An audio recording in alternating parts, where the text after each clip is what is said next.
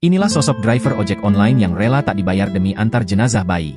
Sosok driver ojol itu menempuh jarak 53 km dari kota Makassar menuju Kabupaten Pangkep. Dari video yang beredar di media sosial, tampak driver ojol itu membonceng pria parubaya yang ternyata menggendong jenazah cucunya yang masih bayi. Dugaan sementara, pihak keluarga memilih menggunakan jasa ojol karena tak sanggup membayar biaya sewa ambulans senilai Rp800.000. Lantas siapakah sosok driver ojol tersebut?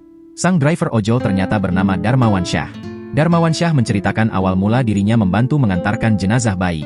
Itu awalnya, saya mengantar orderan ke RSUD Tajuddin Khalid Makassar. Setelah saya selesaikan orderan, saya keluar. Kemudian ada orang yang tahan saya kira ini cuma penumpang. Jelas pria 43 tahun tersebut dikutip dari Kompas.com.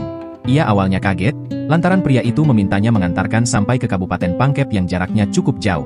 Terus saya bilang, kalau ke Pangkep itu agak jauh, saya tidak tahu berapa ongkirnya. Terus dia bilang orang tidak mampu itu di dalam kasihan, ungkap Darmawan Syah.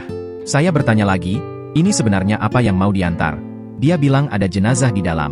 Saya bertanya kenapa tidak pakai ambulans, dia bilang mahal, dimintai Rp700.000 sampai Rp800.000, sambungnya. Seketika itu, Darmawan Syah teringat keponakannya. Saat itu, keponakannya juga harus diantar menggunakan motor lantaran kekurangan biaya. Saya sudah iba di situ, saya ingat ponakan pernah dibonceng begitu juga. Jadi saya antar, saya tidak minta biaya.